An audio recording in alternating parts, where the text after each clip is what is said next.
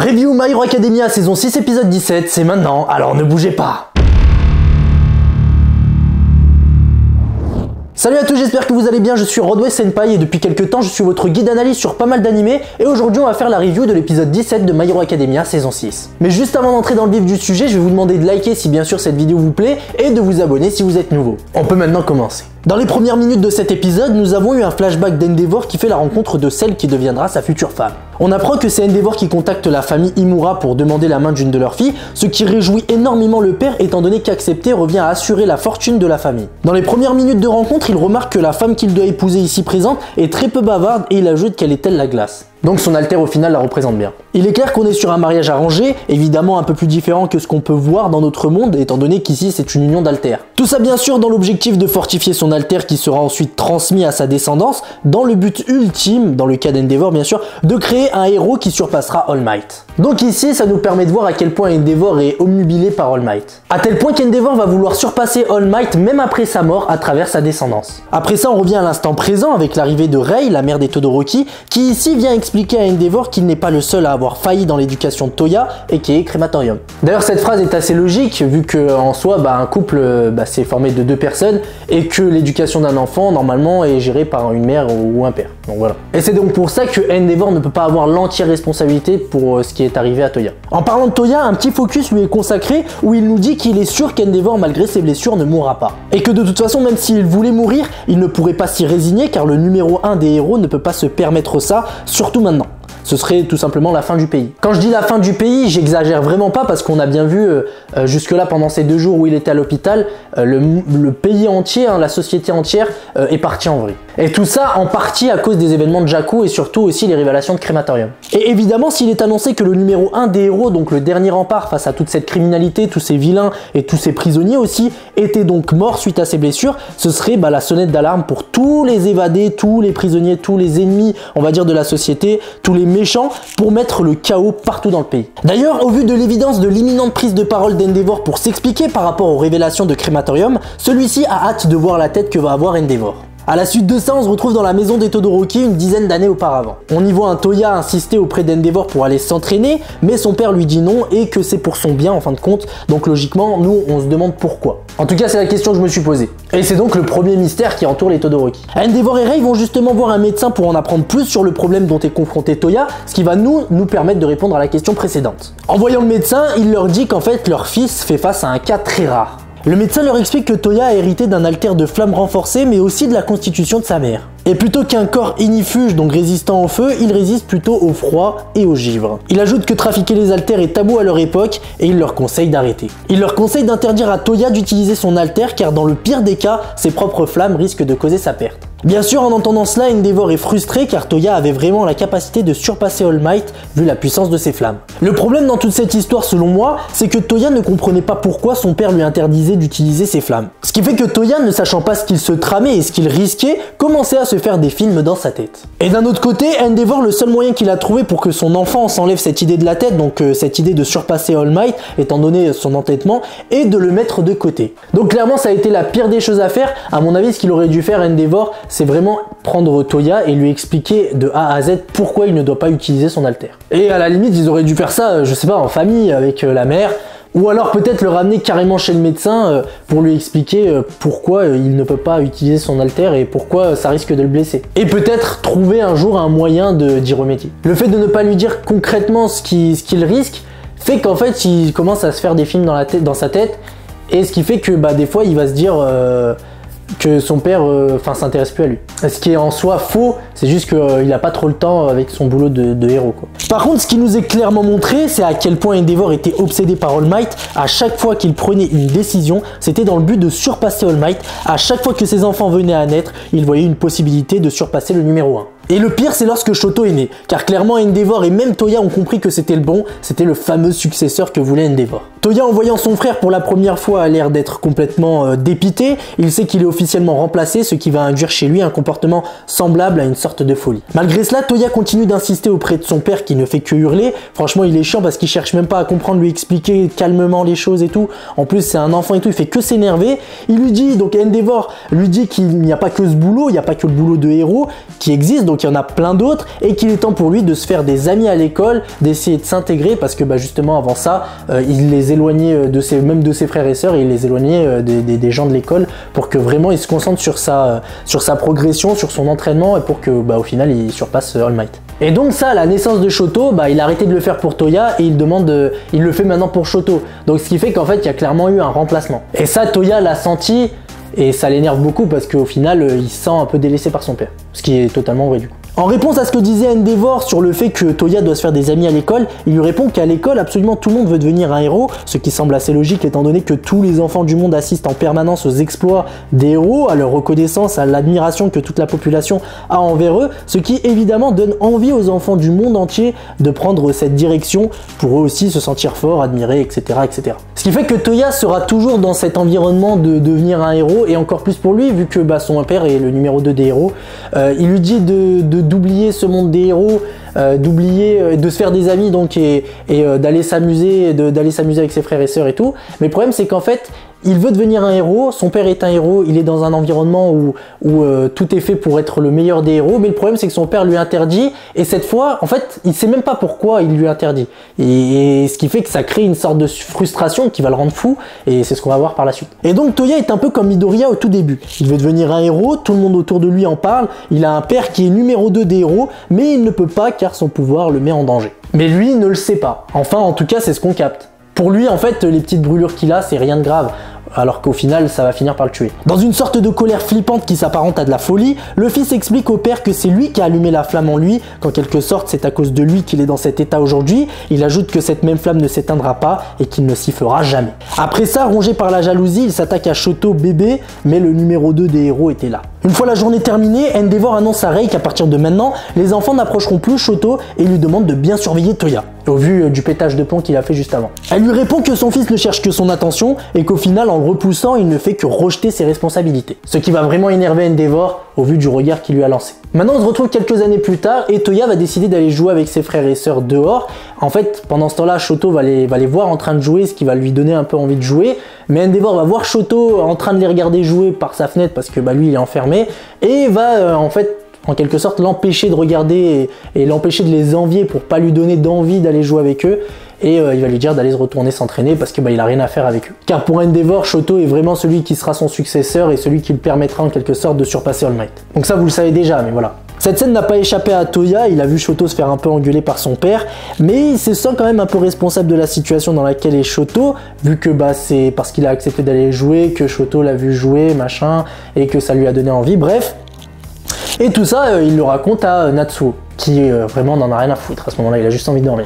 Même 5 ans plus tard, Toya est quand même bien décidé à devenir un héros et il s'apprêtait justement à partir sur la montagne pour s'entraîner. Sa mère tente de l'en empêcher vu que Endeavor l'avait obligé de garder un œil sur lui et comme elle disait tout à l'heure, elle se demande si Toya veut vraiment devenir un héros ou plutôt attirer l'attention de son père. Et elle va donc lui poser la question en quelque sorte. Elle va lui dire qu'elle voit en lui un garçon souffrant, prisonnier de son père, et elle lui demande de réfléchir à ce qu'il veut vraiment devenir. Ces mots vont vraiment le mettre en colère et il va dire quelque chose d'assez blessant qui possède peut-être une part de vérité. Il va dire qu'elle en sait absolument rien et qu'en quelque sorte elle est très mal placée pour en parler vu que ses parents l'ont vendue à Endeavor parce qu'ils étaient pauvres. Et à ce moment-là, il va lui demander si elle avait eu le choix, ce qui va la laisser sur place. Il estime que sa mère est tout aussi responsable de sa situation, ce qui va aussi la rendre petit à petit complètement folle. Et ensuite, c'est Crématorium qui semble nous raconter qu'à l'arrivée de sa puberté tardive, ses flammes changèrent avec son corps, passant du rouge au bleu. C'est lors de ses entraînements qu'il découvrit cela et on voit que la première personne à qui il pense pour en parler, c'est son père. Donc avec ça, on peut dire, même si on le savait, que Rei, la mère de Toya, avait complètement raison sur ce qu'elle disait juste avant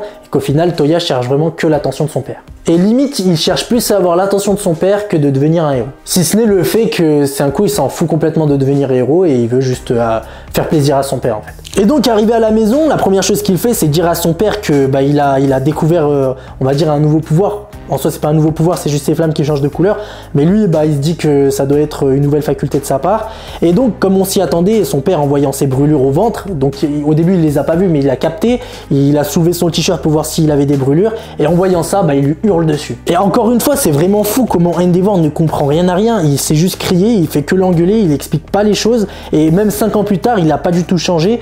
Et c'est aujourd'hui normal de se dire que Crematorium le déteste à ce point-là. Et en fait, je pense que Crematorium, en grandissant, il a compris à quel point Endeavor était débile. Et maintenant, comme je le disais juste avant, si on se met du côté de Crematorium, on comprend pourquoi il détestait Endeavor à ce point-là. Franchement, tout le long de l'épisode, il a été vraiment détestable. Et il a vraiment aucune excuse sur son comportement parce que, en fait, il cherchait même pas à comprendre les choses, il voulait juste que les gens autour de lui obéissent. Et le problème, c'est que ça marche pas toujours comme ça. Endeavor était incapable de voir à quel point son fils l'aimait, à quel point il voulait lui montrer sa valeur, mais Toya fera face à quelqu'un de complètement aveugle. Et après ça, donc en voyant les blessures de son fils, la première chose qu'Endeavor va faire, c'est jeter la faute sur quelqu'un d'autre. Ce qui prouve encore plus qu'Endeavor ne comprend rien à rien. Et il va gifler sa femme parce qu'il lui avait demandé de ne jamais quitter Toya des yeux. Pour lui, c'est à cause d'elle s'il s'est blessé. Et s'il s'était tué, ça aurait été à cause d'elle aussi. Après cette scène d'horreur et face à la colère d'Endeavor, de Toya et à l'incompréhension dans le regard de Shoto, il se passera l'incident qui lui a valu d'être interné à l'hôpital, où d'ailleurs elle va apprendre la mort de Toya, ce qui va la rendre folle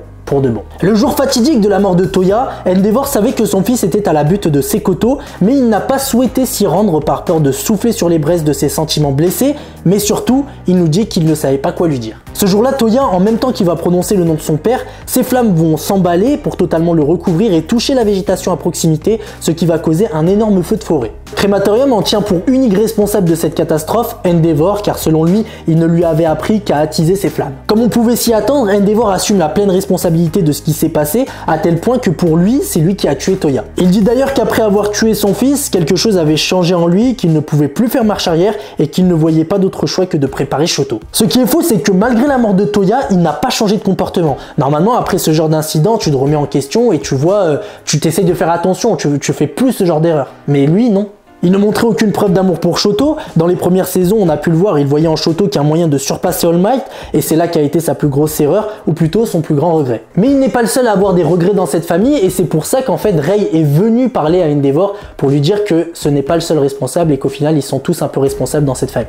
Et donc Rei va lui dire que son plus grand regret était quand ses enfants, elles ne voyaient que l'ombre de son mari dans leur visage. Ce qui a d'ailleurs causé la blessure au visage de Shoto. Fuyumi enchaîne et nous dit que son regret était qu'elle savait que leur famille était brisée, mais elle n'a pas pu s'en mêler et tout ce qu'elle pouvait faire, c'était de maintenir des apparences. Natsuo nous dit que lui, s'il s'était battu pour faire entendre raison à Toya, Crematorium ne serait jamais né, et Toya aurait pu se rabibocher avec Shoto. Tout cela pour dire à Endeavor qu'il n'a pas tout à supporter sur ses épaules, car il n'est pas le seul responsable selon Rei. Et c'est parce qu'il n'est pas le seul responsable et qu'eux aussi ont leur part de responsabilité qu'ils sont aujourd'hui présents pour le soutenir dans cette histoire afin qu'il puisse affronter Crematorium. Rei ajoute qu'un autre de ses fils a beaucoup souffert et bien plus qu'eux. Il devrait haïr sa mère, mais il est passé outre. Il s'agit, comme vous l'avez deviné, de Shoto qui, depuis le tournoi de Yue, a réglé ses problèmes avec sa mère. Shoto dit à son père qu'au début, au vu de l'état d'Endeavor, il sera donc forcé d'éliminer lui-même Toya, mais il s'est trompé et ils doivent tous ensemble arrêter Toya. Donc voilà, bon esprit de famille pour la fin, même si en soi la famille Todoroki est assez brisée.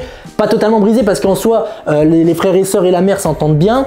Il y a juste avec Shoto, il y avait des problèmes avec la mère, donc maintenant c'est réglé. Et là maintenant il y a tout le monde qui vient voir Endeavor, ce qui fait qu'en soi la famille redevient, on va dire, un peu plus une famille. Vous l'avez compris, comme je le disais juste avant, ils sont tous là parce qu'ils ont tous une part de responsabilité dans cette dinguerie, dans le fait que Toya est devenu Crematorium. Et aujourd'hui ils sont tous là en fait pour s'allier, donc se donner de la force ensemble pour vaincre Crematorium. Ce que je pense aussi, c'est que toute cette famille n'a pas voulu laisser, ils ont tous deviné qu'en fait Endeavor était brisé et qu'il allait jamais tuer Crematorium, qu'il allait jamais le battre, et ils savaient tous, à mon avis, que ça allait être Shoto qui allait devoir faire ça.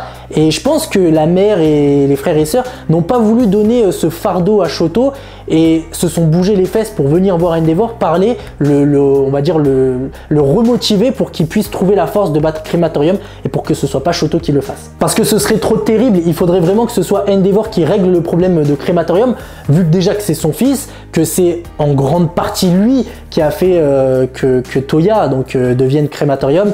Et à mon avis, Endeavor va avoir du mal, certes, hein, ça c'est sûr, et il va falloir que toute la famille soit derrière, comme on le disait juste avant, et c'est donc pour ça qu'ils sont là. Mais il n'aura pas le choix, à mon avis, de le tuer. Pour moi, il faut pas qu'il le tue. Déjà, il est trop stylé, Crematorium. J'ai vraiment pas envie qu'il meure. Pour moi, c'est un des meilleurs personnages et un des meilleurs méchants de My Hero Academia. Mais pour lui, il n'aura pas le choix. Il devra sans doute le tuer. Et à mon avis, dans tous les cas, c'est pas Endeavor qui va le faire. Ce sera Shoto, même si on nous pousse à croire que ce sera Endeavor.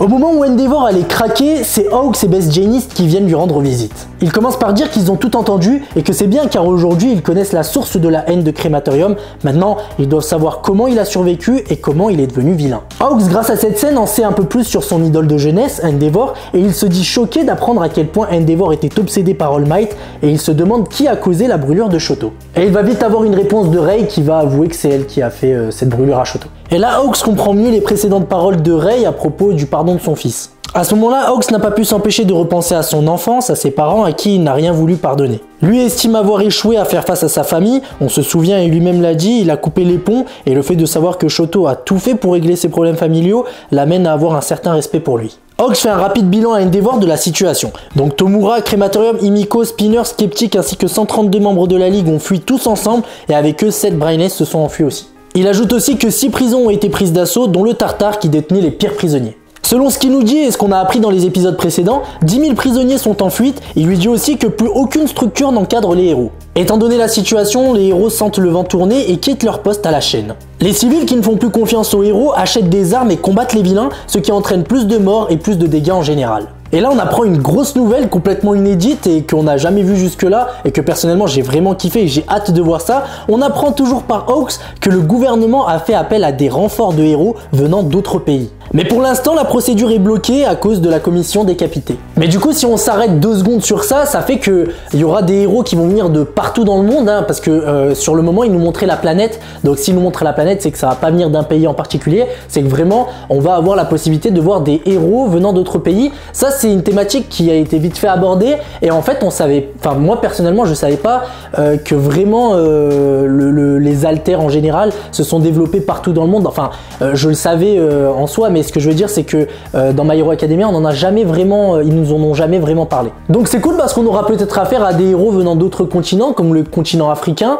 le continent européen, américain, etc. etc. Franchement en vrai je suis pressé de voir ça vraiment. On aura certainement l'occasion de voir des héros tirés des comics américains et franchement j'en suis presque sûr au vu du fait que l'auteur de My Hero Academia est un grand fan de héros américains. Donc j'ai vraiment hâte personnellement de voir ce que ça va donner. En sachant tout ce que j'ai dit précédemment, il est évident qu'Endeavor n'a plus d'autre choix que de retrousser ses manches. Il va devoir se remettre au boulot, bien sûr il en va de même pour l'ensemble des héros, encore plus pour le numéro 2 et le numéro 3. Jusque-là, Endeavor portait seul le poids de cet énorme échec de Jaku et de tout ce qui s'est passé lors de ces 2 jours. Aujourd'hui, il peut compter sur sa famille, sur Hawks et Best Janist. Endeavor, assez surpris, leur demande pourquoi voudrait-il l'aider. Pour moi, ça semble très clair, mais pour lui répondre, Hawks va se replonger dans une de ses réflexions qu'on a vues précédemment, où il disait que même si Crématorium sur ses révélations disait la vérité sur la famille Todoroki, ils ont sans doute changé selon lui, et si quelqu'un essaie d'être droit, il se doit de l'aider. Ce qui est donc très fidèle à lui-même. Ce qu'il faut retenir de tout ce qui a été dit jusque-là, c'est qu'en fait, les 3 meilleurs héros du Japon vont faire tout simplement équipe à partir de cet instant. Et ça va être synonyme d'épisodes complètement incroyables, hein, je vous le dis. Mais pour l'heure, il est temps pour Endeavor de se confronter à la population et il va devoir se montrer très convaincant.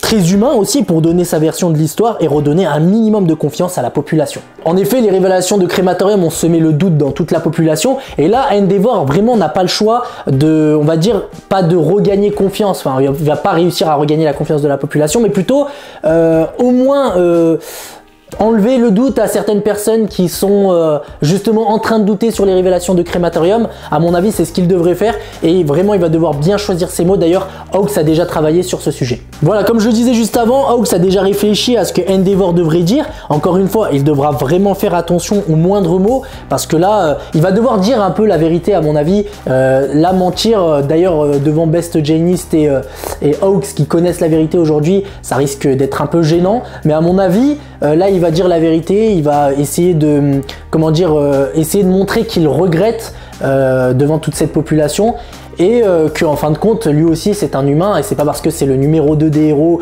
ou que c'est Endeavor que il n'a pas le droit de faire d'erreur, c'est un humain comme tout le monde quoi. Donc pour moi, encore une fois, le seul moyen pour que Endeavor soit convaincant auprès de la population, c'est qu'il soit franc, qu'il dise la vérité, qu'il montre qu'il regrette, qu'il montre que lui aussi peut faire des erreurs comme tout le monde et qu'il essaye justement de se rattraper avec ce qui va se passer par la suite. Et Hawks va mettre le point sur quelque chose d'assez important. D'ailleurs, il était en train de dire justement qu'il était en train de réfléchir à ce qu'allait dire Endeavor devant la population, mais avant ça, il fallait qu'il comble une zone d'ombre. Et il s'agit du One for All. Même certains journalistes en ont déjà entendu parler et il est maintenant temps d'en savoir plus à ce sujet selon Hawks. En parlant de ça, Endeavor se souvient que lors de la bataille de Jakku, Izuku Midoriya lui avait dit que Shigaraki en avait après lui. Et on s'en souvient tous, on sait que Shigaraki voulait récupérer le One for All, ce qui fait que là ça a fait tilt dans la tête de Endeavor. Et en parlant d'Izuku, il faut savoir qu'en ce moment même, il est toujours dans le coma. Et donc maintenant il est clair pour Hawks d'aller vite interroger Izuku Midoriya, et en allant l'interroger il va faire une petite découverte qui va encore plus confirmer ce qu'il pensait. Et donc comme je le disais juste avant, en allant voir Deku, Hawks apprend par les élèves de Yue qu'All Might se trouve au chevet d'Izuku. Et c'est là, à ce moment-là, qu'il va se dire que c'est bizarre que All Might était au chevet d'Izuku, sachant qu'ils n'ont aucun lien de parenté, lui ne sait pas qu'en soi All Might est le mentor d'Izuku.